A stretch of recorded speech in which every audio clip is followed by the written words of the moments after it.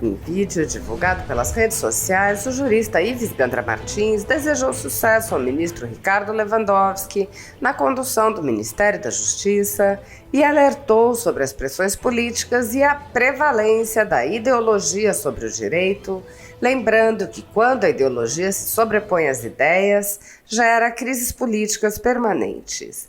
Ives Gandra Martins lembrou que conviveu com Lewandowski na carreira jurídica quando tiveram um relacionamento de admiração e respeito mútuo. O jurista apontou: discordei quando, presidindo o Senado no impeachment da presidente Dilma, ele separou aquilo que nenhum constituinte do Brasil fez. Não só os constituintes que discutiram a Constituição, mas professores de direito constitucional, que é a possibilidade de sofrer impeachment e não ter um conjunto simultâneo com a pena de inelegibilidade. Ele fez a separação e passou a ser, enfim, uma decisão que prevaleceu. O jurista prosseguiu: com exceção desse ponto e uma ou outra divergência, que sempre acontece no mundo do direito, tivemos um relacionamento e eu tenho um respeito muito grande pelo ministro. Ives Gandra apontou que, diferente do ministro Alexandre de Moraes, por exemplo, que foi do Executivo para o Judiciário, Lewandowski vem do mundo do direito. Ele apontou: toda a sua bagagem jurídica é muito grande e o auxiliará a ser um bom ministro da Justiça, que é o que eu espero. Conseguir, como ministro da Justiça, não ceder às pressões que certamente receberá, principalmente dos ideólogos do poder. Ives Gandra Martins alertou: a ideologia sempre é a corrupção das ideias e quando a ideologia prevalece sobre as ideias, se vive uma crise política permanente. Apoiadores do ex-presidente Jair Bolsonaro e pessoas que apenas têm um discurso diferente do imposto pelo cartel midiático vêm sendo perseguidos, em especial pelo Judiciário.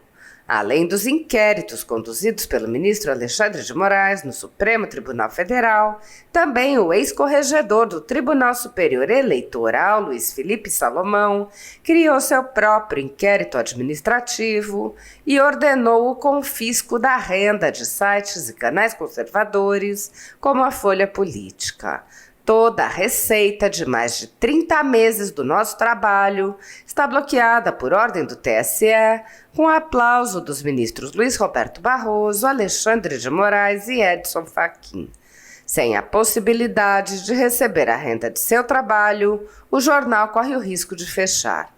Se você apoia o trabalho da Folha Política e pode ajudar, use o QR Code para doar qualquer quantia para a empresa Raposo Fernandes ou use o código ajude@folhapolitica.org. Caso prefira, há a opção de transferência bancária para a conta da empresa Raposo Fernandes, disponível na descrição deste vídeo e no comentário fixado no topo. Há mais de 10 anos, a Folha Política faz a cobertura da política brasileira, mostrando atos, pronunciamentos e eventos dos três poderes, quebrando a espiral do silêncio imposta pelo cartel de mídia que quer o monopólio da informação. Pix a ajude@folhapolitica.org. Assista. O governo federal, o presidente Lula, indicou o ministro Ricardo Lewandowski para ministro da Justiça. Conheço o ministro Lewandowski há muito tempo. Coordenamos juntos um livro em memória do ex-vice-presidente da Suprema Corte, do Supremo Tribunal Federal, José Rodrigues Geraldo Alckmin, e que era tio do governador de São Paulo, o governador Geraldo Alckmin, e que, de rigor, hoje é ministro do presidente Lula. Todo o tempo que tivemos contatos, quando ele ainda estava em São Paulo, contatos mais constantes, mesmo depois que foi para o Supremo Tribunal Federal, numa outra sustentação oral que tive que fazer perante a Suprema Corte. Sempre nosso relacionamento de respeito foi muito grande. No livro que coordenamos, o ministro José Diraldo Rodrigues Alckmin, tanto ele quanto eu mostramos as qualidades que deve ter um ministro da Suprema Corte. Quando ele era desembargador e dirigia a Escola da Magistratura aqui de São Paulo, algumas vezes me convidou para dar palestras nos cursos da escola, o que eu sempre concordei. Acompanhei, inclusive, a sua defesa de tese na Universidade de São Paulo para professor titular, que conseguiu, com brilhantismo, ser fundado a titular de Teologia Geral do Estado da faculdade. Também foi uma prova brilhantíssima. Com sua esposa, convivemos, a minha esposa e a esposa Doriara, em contatos permanentes em São Paulo. Enfim, um relacionamento de admiração e de respeito mútuo a vida inteira. Discordei quando, presidindo o Senado na impeachment da presidente Dilma, ele separou aquilo que nenhum constituinte do Brasil fez, não só os constituintes discutiram a Constituição, mas professores de direito constitucional, a possibilidade de sofrer o impeachment e não ter em conjunto como simultâneo a pena de inelegibilidade. Enfim, fez a separação e passou a ser, enfim, uma decisão que prevaleceu, mas do ponto de vista doutrinário unitária.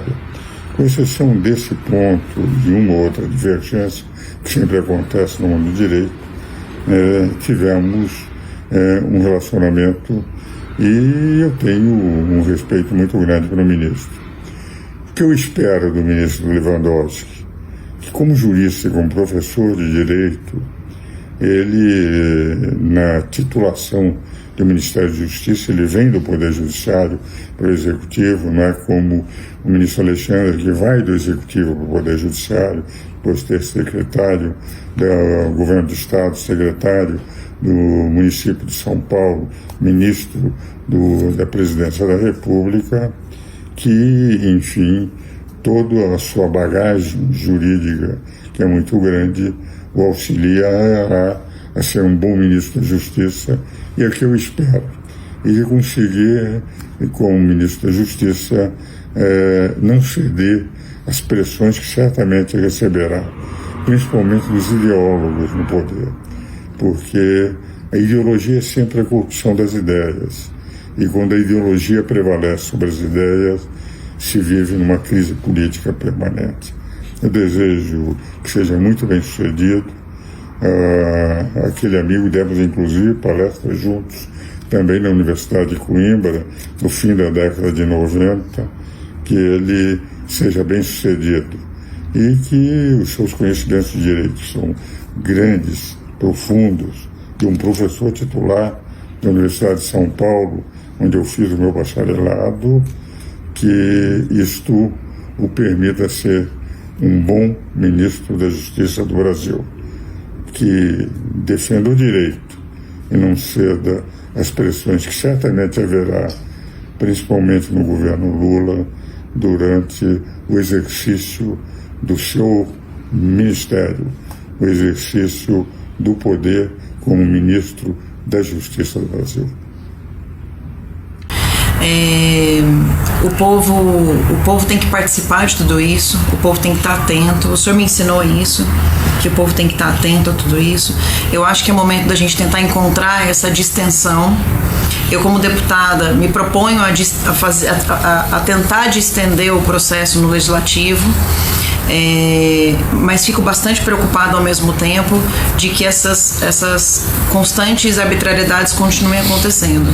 Então, peço encarecidamente que os ministros do Supremo pensem nas pessoas que estão sendo atingidas, principalmente os youtubers, as pessoas que estão sendo investigadas de forma arbitrária e muitas vezes sem direito à defesa, antes de decisões tomadas, como por exemplo a Bárbara e outros youtubers que tiveram seus canais tirados do circuito político, você não consegue nem achar mais os canais deles, e monetariamente também tiraram o poder monetário. Isso são decisões que foram tomadas antes do amplo direito à defesa, né, doutor Ives? Também eu discordo dessas decisões do Supremo Tribunal Federal, até porque dá a impressão que se volta à década de 60, que havia opção preferencial para uma determinada classe de pessoas, que é uma opção preferencial por monetizar só os canais de direita e não os canais de esquerda. Se fosse uma desmonetização, teria que ser geral e não apenas específica. Por outro lado, também considero que não é uma figura que se justifique, porque isso é interferir diretamente no processo econômico por suspeita, o que vale dizer, a decisão para mim, do Tribunal Superior Eleitoral, entende, é uma decisão, enfim, sem base, inclusive no título 7º da Constituição da Ordem Econômica, permite a livre difusão, e do artigo 220 de toda a manifestação de comunicação. Porque, na verdade, se há um fato concreto, pega-se o fato concreto e esse fato concreto se pune. Mas pegar e dizer ninguém mais pode receber, que nós suspeitamos, é evidente que está se tomando uma medida que afeta diretamente a existência desses canais, que têm, evidentemente, seus seguidores. Enfim, também com respeito ao ministro do TSE e, principalmente, Luiz Roberto Barroso, com quem tenho livros escritos, que é um fantástico constitucionalista. Já trabalhamos juntos na Comissão da Reforma Política, de 2012, quando o presidente Sarney criou esta comissão, e trabalhamos há uns 13 a repensar o Pacto Federativo. A minha admiração é indiscutível. Nesse particular, discordo. É uma interferência direta, por suspeita, na atividade econômica, sem que se passe. E o fato concreto é mais fácil. Tendo fato concreto, pune-se o fato concreto. Não ficar uma generalização, e uma generalização direcionada para a direita e não direcionada para a esquerda, onde nós temos que lembrar também um dado. Nós hoje estamos discutindo fake news e deixamos de discutir um dos males maiores, que o embaixador dos Estados Unidos, quando saiu do Brasil, disse que o mal do Brasil era a corrupção. Houve uma época que no brasileiro estava com a esperança de que nós estamos combatendo a corrupção. E a essa altura tem-se a sensação que a corrupção deixou de ser preocupação da Suprema Corte. E isso daí é muito triste, porque quando o embaixador do maior país em nível de PIB do mundo declara que esse é o maior problema, e a essa altura o Supremo não está mais preocupado, tendo inclusive desfigurado a Operação Lava Jato, é muito triste e faz com que o brasileiro fique um pouco desiludido. Então a sensação que eu tenho é que nós temos que também levar, o Supremo tem que voltar a tempos do Casais, Joaquim Barbosa, quando tinha a preocupação de combater, e houve uma recuperação muito grande de recursos que tinham sido retirados do Mensalão e Petrolão, recursos novamente para o erário do Tesouro Nacional. Enfim, temos vivido momentos difíceis, mas o primeiro passo para tentar solucionar é distensionar, é ter o diálogo de novo numa democracia, para depois verificar quais são os objetivos. Combater o quê? E alavancar o quê? Desenvolver o quê? E combater o quê? É isso que nós vamos fazer. É isso aí, pessoal. Eu termino dizendo para vocês que o artigo 5º diz o seguinte: nós podemos nos manifestar pacificamente. E nós derrubamos uma presidente da República, doutor Ives, sem quebrar uma vidraça. Então, de forma pacífica, faça a sua manifestação. Mas jamais de forma agressiva, porque é isso que eles querem. E nós não vamos nos igualar a inimigos como aqueles que incendiaram a estátua do Borba Gato ou outras coisas. Agir e não reagir. Nós temos ideias, levar ideias para frente não reagindo, porque a reação é normalmente gira espírito de fogo. Se as ideias são boas, elas valem por si só. Se não forem boas, elas desaparecem por si só. Isso é que me parece que tem que ser feito. Serenidade e diálogo são dois elementos fundamentais para que uma democracia cresça. Obrigada, doutor Ives. Um beijo, pessoal. Minha afilhada. Olá, pessoal, muito boa tarde. Aqui é Carla Zambelli, estou com meu padrinho de casamento, querido doutor Ives. E eu sei que vocês têm estado bastante aflitos com tudo que vem acontecendo. E aí vim buscar os conselhos, os sábios conselhos do meu antigo conselheiro, né, padrinho não só de casamento, mas de vida política. E gostaria que ele falasse para vocês um pouco sobre o que ele tem pensado. Doutor Ives, as pessoas estão bastante tensas por conta de algumas decisões que têm acontecido no âmbito do STF. Até com pessoas que não têm foro privilegiado foram decididos lá no âmbito do foro. Qual é o conselho que o senhor daria para as pessoas que estão ouvindo e até para as pessoas que estão sendo, de uma certa forma, atingidas por essas decisões? Não, eu pessoalmente tenho feito em diversas das minhas manifestações, através de Instagram, de lives, de emissoras de televisão, emissoras de rádio. De um lado, os elogios ao ministro Supremo, que eu tenho livros escritos com quase todos eles, e os conheço bem. E são grandes juristas. De outra forma, nem estariam lá na Suprema Corte.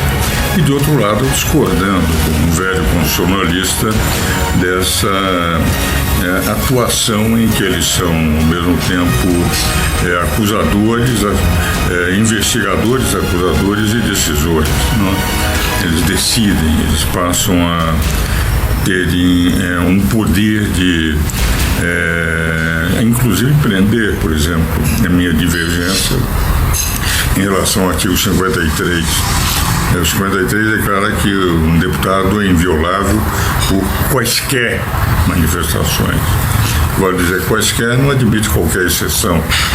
E eles abriram uma exceção no caso do deputado Daniel. Eu acho que foi mas a Câmara dos Deputados que deveria dizer não concordamos com a prisão do deputado, mas vamos puni-lo aqui por falta de decoro parlamentar. Esse seria o processo que a Constituição mandou.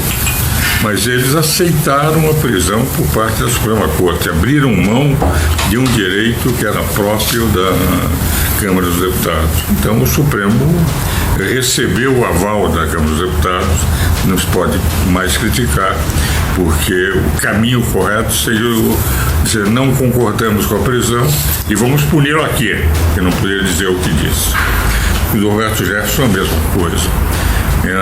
Prisão por manifestação de opinião política, de uma forma também agressiva, desnecessariamente agressiva, mas de rigor ele não abalou em nada a democracia, porque a democracia seria abalada se por acaso pegassem armas, fosse um momento insurrecional, isto é, saísse realmente com armas à rua para tentar derrubar o poder, coisa que apenas declarou, de uma forma mostrou, exibiu, mas não fez, senão através de palavras, manifestação do seu pensamento.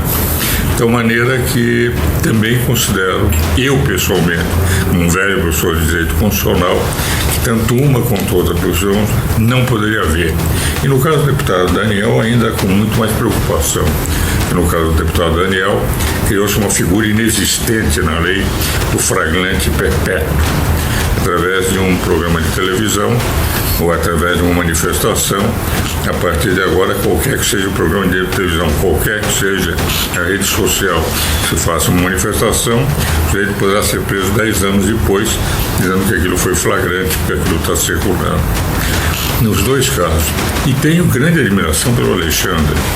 O ministro Alexandre de Moraes foi meu membro da minha comissão que eu presidi quando presidi a Comissão de Reforma Política da Ordem dos Advogados aqui em São Paulo.